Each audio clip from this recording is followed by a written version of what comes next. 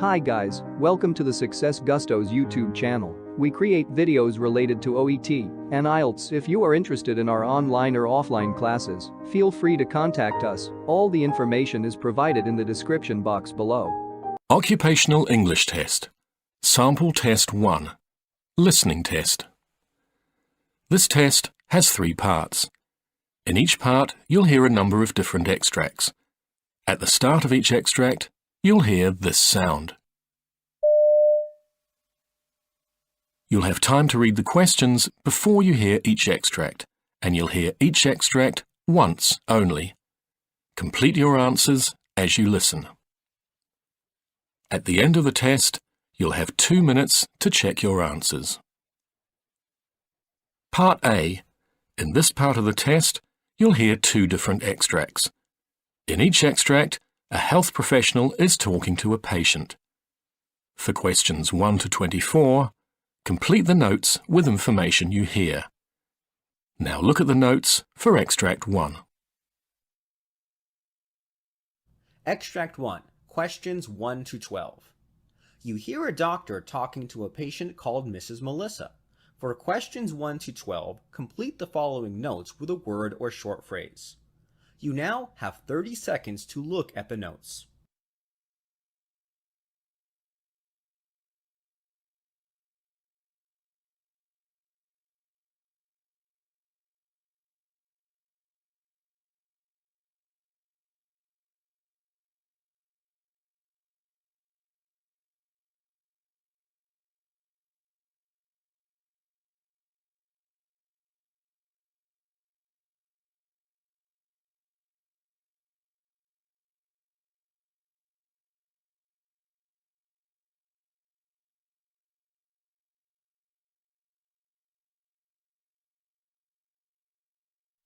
Good morning, Doctor. Good morning. Please be seated. May I ask why you have come to see me? Well, I have had a sudden onset of pain by lifting a weight of about 40 pounds at my workplace. I have developed pain on my left hip. Although the pain is dull, it is aching and stabbing. The severity ranges from mild to severe. The pain is present constantly and worsens while sitting, twisting, lifting, or riding in a car. The pain improves after resting. Sleep alteration due to pain is positive, and I wake up after getting to sleep. I'm feeling depressed all the time due to this persistent pain and have lost my interest in all activities. I get insomnia, lack of concentration, fatigue, and loss of energy. Do you have pain on your spine? Yes, doctor. Your age? 48, doctor. Are you attending your work? No, doctor, I am not going to work. Have you been immunized before? Yes, doctor. I had flu vaccine 2 years ago and pneumonia vaccine 5 years ago. Do any of your family members have a history of illness? My father is 79 and had a cerebrovascular stroke and hypertension. My mother had a congestive history of heart failure and died at the age of 70. Tell me if you have any past medical history. I had an appendectomy 7 years ago and a cholecystectomy 3 years ago. Do you drink or smoke? I used to smoke before, but I have stopped smoking nowadays, and I drink socially. What medications are you taking now? I am taking Lortab 10 milligrams whenever I get pain. Are you allergic to any medication? No, doctor. Well, your MRI shows small central herniated nucleus pulposus at L4/5, bulge at L3/4. There is a shallow left parasag, herniated nucleus pulposus at L5/S1. There is an entrapment of the superior gluteal nerve in the aponeurosis of the gluteus medius left, and you are also suffering with depression and sleep disorder. So I would recommend you take a treatment for superior gluteal nerve block left. I am going to prescribe you baclofen 10 milligrams before bedtime, flurbiprofen 100 milligrams twice a day, hydrochlorothiazide 25 milligrams once in a day, and Klonopin 0.5 milligrams before bedtime. Continue these medications for 3 weeks and meet me thereafter for a scheduled follow-up for medical management and reevaluation of your condition. Depending on your condition after 3 weeks, I will decide if any diagnostic or therapeutic intervention is required or not. Okay, thank you, doctor.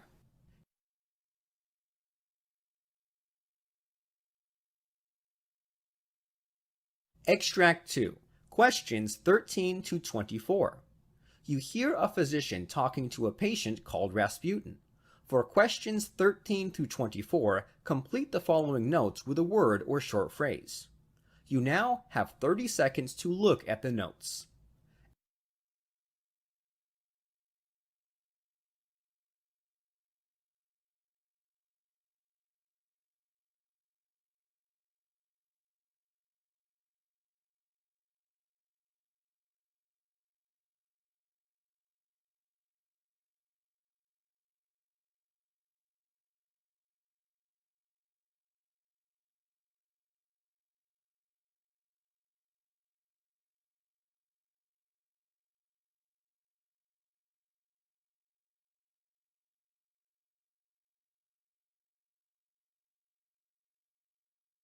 Extract 2. Good morning. Please take a seat. Tell me about your problem. Good morning, doctor. I currently work as a phlebotomist and respiratory therapist in a hospital. When I was attempting to do a blood gas, I had my left hand finger over the pulse and I was inserting the contaminated needle using my right hand. I was wearing protective clothing and gloves. As I advanced the contaminated needle, I jerked away, causing me to pull out of the arm and accidentally pricked of my index finger. I was seen and evaluated at the emergency ward immediately. In the diagnosis, I was found to be a carrier for hepatitis C and negative for HIV. I had a periodic screening including blood tests. I completed a 3-shot series for hepatitis B and had titers drawn that shows protected antibodies. I am up to date on my immunization, including tetanus. What's your age? 36, doctor. What medications are you taking? Nexium. Any previous medical history or surgeries? I had degenerative disc disease in my back. Are you allergic to any medications? I am allergic to IV contrast. Are you continuing your work? Yes, doctor. Well, your temperature is 97.2 degrees, pulse rate is 84, respiration's 14 and unlabored, and blood pressure 102/70. You are negative for HIV. You have no other symptoms suggesting acute hepatitis. Your liver function test is normal at 18 and you have no signs of infection. You have developed acute intestinal illness due to blood-borne pathogen exposure secondary to contaminated needle stick. Continue with Nexium 20 milligrams a day until the condition improves. Otherwise, you are medically fit and no need for further diagnosis or treatment. Thank you, doctor. That is the end of Part A.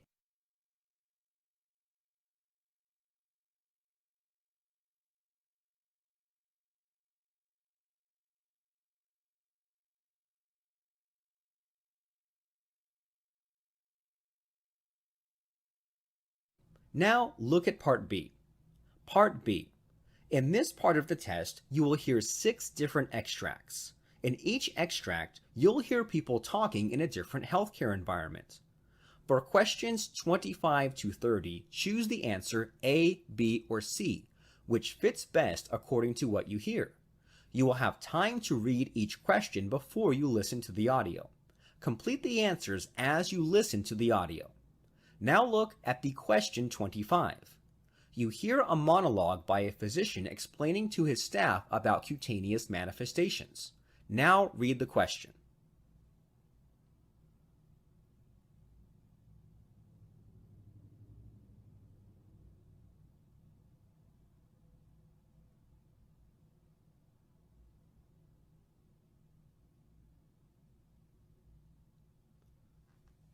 Cutaneous manifestations are the medical consequences of starvation, vomiting, abuse of drugs such as diuretics and laxatives, and of psychiatric morbidity.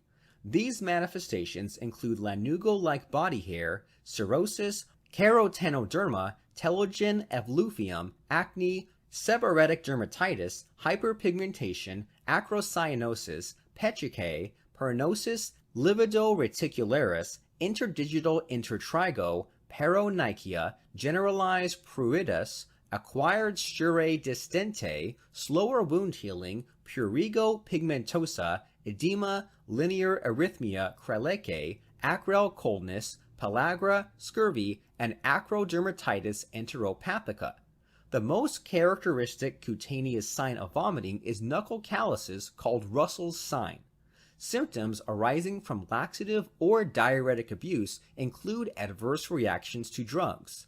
Symptoms arising from psychiatric morbidity include the consequences of self-induced trauma.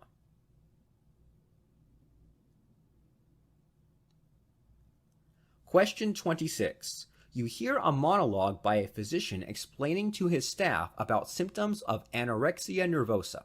Now read the question.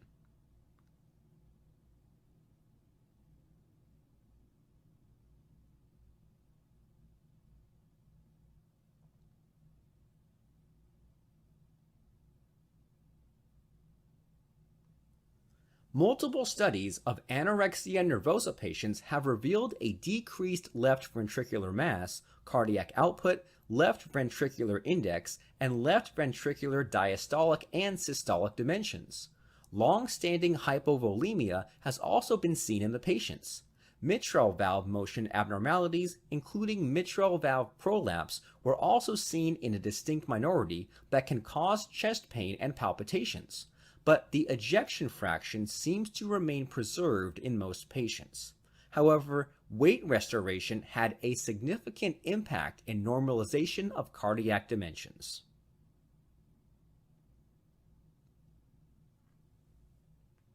Question 27. You hear a discussion between a physician and his nurse about endometriosis. Now read the question.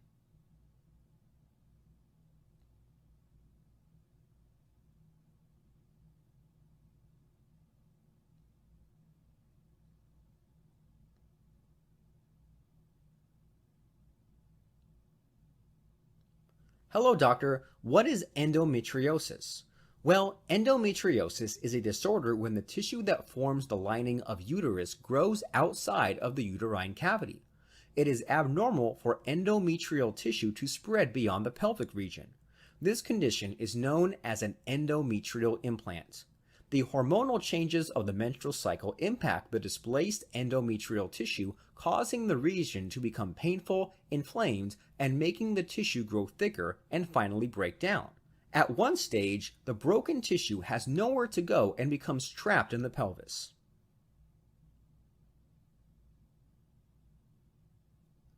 Question 28. You hear a discussion between the physician and his nurse about treating the signs of eating disorders. Now read the question.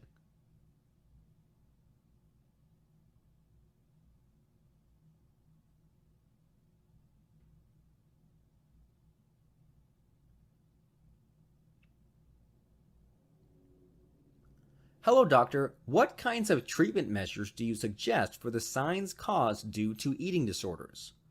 Although skin signs of the patients with eating disorders improve as they gain weight, the dermatologist is responsible to treat the dermatological conditions as well. Antibacterials or azelaic acid is effective to treat acne that these may be described as monotherapy or in combinations. Combination zinc with antibacterials such as erythromycin are also suggested because zinc deficiency can be a possible cause for this sign. Angular stomatitis, cheilitis, and nail fragility can be treated with topical tocopherol. Cirrhosis improves with moisturizing ointments. Ointments that contain urea are effective in decreasing the size of Russell's sign.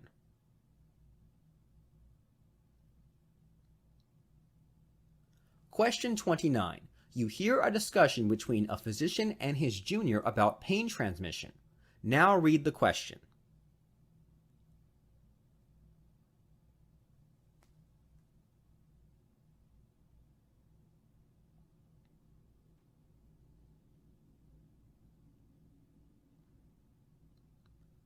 Hello, doctor. What is the theory of pain transmission?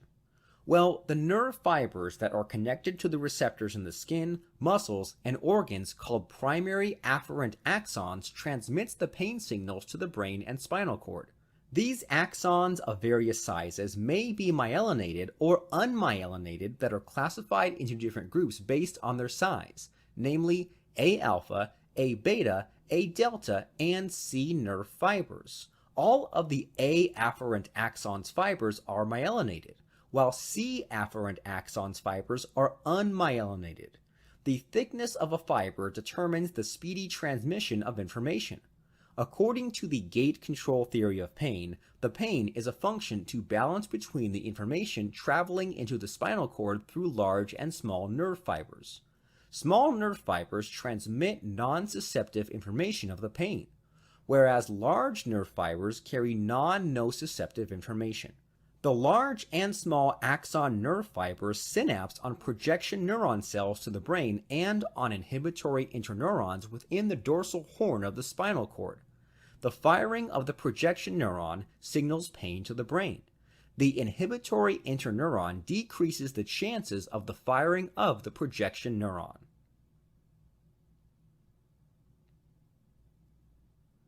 Question 30.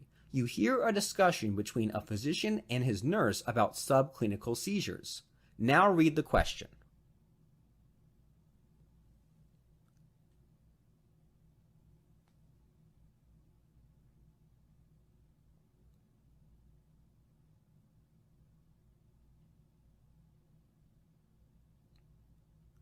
Hello, doctor. When do subclinical seizures occur?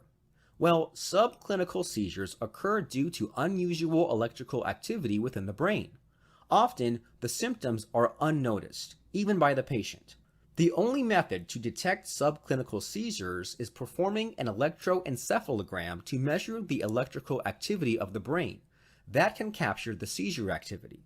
At times, subclinical seizures are mistaken for the abnormal behavior of autistic patients. For instance, an autistic student showed good cognitive development in his studies last year. However, this year his progress has slowed down. Signs such as aggression or meltdowns were seen in the patient. He used to daydream and ignore others when anyone asked him anything. This condition was mistaken by his parents for autism. All such signs are often mistaken for behavioral issues linked with autism that can actually be connected with a subclinical seizure. According to findings, subclinical seizures may be the cause of psychiatric disorders or compulsive and behavioral disorders or even schizophrenic, criminal, and antisocial activities.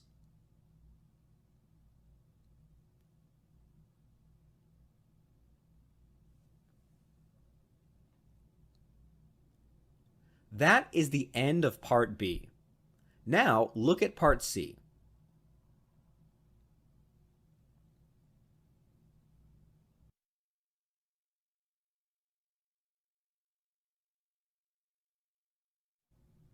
Part C. In this part of the test, you'll hear two different extracts. In each extract, you'll hear health professionals talking about specific aspects of their work. For questions 31 to 42, choose the answer A, B, or C, which fits best according to what you hear.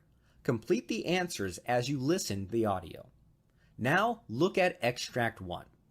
Extract 1. Questions 31 to 36. You hear the doctor briefing his staff about guidelines for the early detection of cancer. You have 90 seconds to read questions 31 to 36.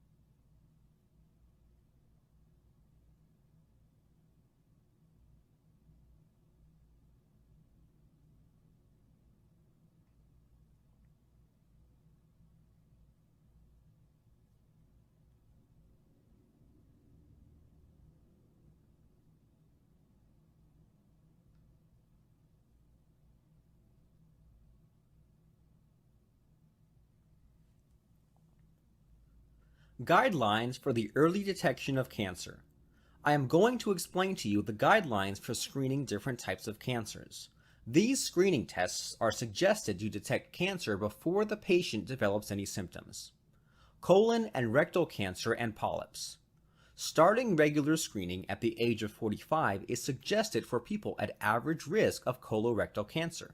The screening can be performed either with a sensitive test that examines for cancer signs in the stool of the person or with an exam to look at the colon and rectum. This can be done either with a sensitive test that looks for signs of cancer in a person's stool or with an exam that looks at the colon and rectum. If the person is maintaining a good health, he should continue with regular screening through to the age of 75. For people aged 76 to 85, they should confirm with the physician whether continuing with the screening is right or not. People above 85 should no longer get colorectal cancer screenings. If the person wishes to be screened with a test other than a colonoscopy, any abnormal result should be followed up with a colonoscopy. Cervical cancer. Cervical cancer screening should begin at age 21. However, women below 21 years should not be screened. Women between 21 to 29 should have a Pap screening done once in every 3 years. However, HPV screening should not be performed for this age group unless it is required after an abnormal Pap test result. Women between 30 to 65 should have a Pap test in addition to HPV test termed as co-testing done every 5 years. This is the most suggested approach. However, having a Pap test alone is also okay for this age group. Women above 65 who have had regular cervical cancer screening for the past 10 years with normal results should not be tested for cervical cancer. Once screening is discontinued, it should not be started again. Women with a history of severe cervical pre-cancer should continue screening for at least 20 years after that diagnosis, even if testing goes past age 65. The women whose uterus and cervix have been removed, total hysterectomy, for reasons not related to cervical cancer and without any cervical cancer history or severe precancer should not be screened. Women vaccinated against HPV should still follow the screening recommendations for their age groups. Women with a history of HIV infection, organ transplant, DES exposure, etc. may require a different screening schedule for cervical cancer. Breast cancer. Women from 40 to 44 should have the choice to start annual breast cancer screening with mammograms. Women from 45 to 54 should get yearly mammograms. Women above 55 may get mammograms once in every 2 years. Screening should continue as long as a woman is in good health and is expected to live more than 10 years. Women should be well informed with the known benefits, potential harms, and limitations linked to breast cancer screening. Certain women with a genetic tendency, family history, or certain other factors should get screened with MRIs along with mammograms. Endometrial cancer. I would recommend that during menopause, every woman should be informed about the risks and symptoms of endometrial cancer.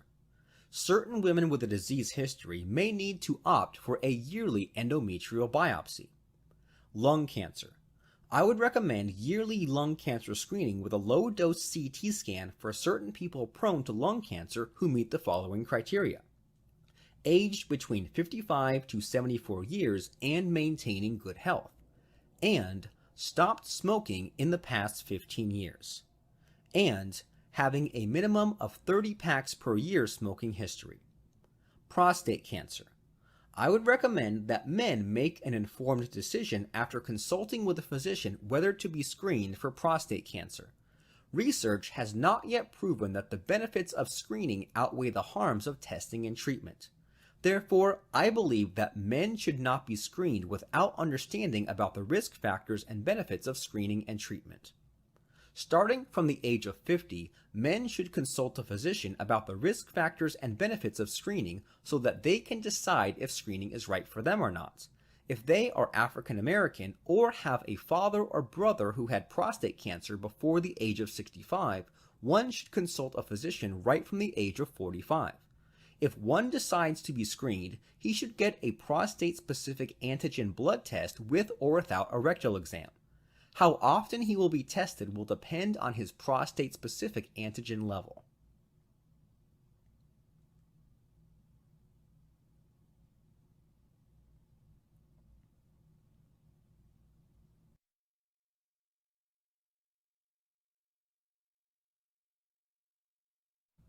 Extract 2. Questions 37 to 42. You hear the doctor giving a lecture on the effect of disrupting gut-brain communication. You have 90 seconds to read questions 37 to 42.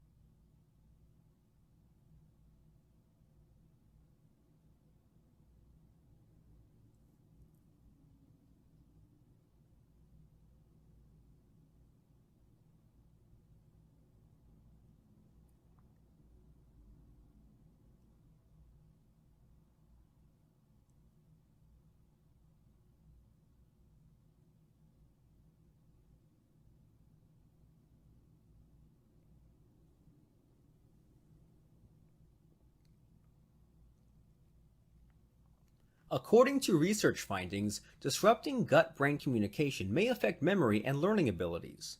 The link between memory and food is a fundamental human experience that we all can relate to. However, the findings have unveiled an intriguing explanation behind this phenomenon, illustrating how strongly the second brain in our gut communicates with our brain. A massive mesh of neurons termed as second brain lies inside our gastrointestinal tract. While this neuronal control system primarily functions independently to manage our digestive system, the study reveals that this neuronal control system communicates with the brain directly through a long nerve called the vagus nerve. The vagus nerve mediates a great deal of metabolic communication between the gut and the brain. For instance, the study revealed how feeding behavior initiated by hippocampus activity is directly activated by vagal nerve stimulation, mediated by signals from the gastrointestinal tract. It appears obvious that signals from the gut would be communicating with the brain in this way, allowing us to know when we should stop eating. But what if these gut to hippocampus communications covered satiety clues or more than simple hunger? Could they also impact cognitive and other memory processes regulated by the hippocampus? A study conducted on this topic that utilized a novel rodent model that terminates about 80% of gut to hippocampus communicators while still retaining fundamental brain to gut motor signaling. The study revealed that when this gut-brain pathway was detached, the rats displayed impaired episodic and spatial working memory. That means the rats could not effectively generate and access spatial memories provoked by the gastrointestinal system. With this disrupted pathway, a fascinating link between our gut and memory is hypothesized. When rats locate and eat a meal, the vagus nerve is activated and this global positioning system is engaged. Therefore, it would be advantageous for an animal to remember their external environment to locate the food again. The artificial electrical stimulation of the vagus nerve can increase memory function.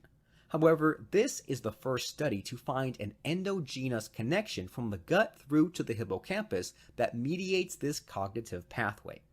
Interestingly, this study revealed that the specific vagal nerve disruption studied here did not affect social learning, body weight, or anxiety. The study concluded by raising a concern over the lack of research in the subject. It is recommended that common bariatric surgeries, such as a gastric bypass, have been found to reduce the effectiveness of vagal nerve signaling to the hippocampus. Moreover, a recently approved FDA obesity treatment called V-block therapy has been effective in weight loss by electrically disrupting the vagus nerve.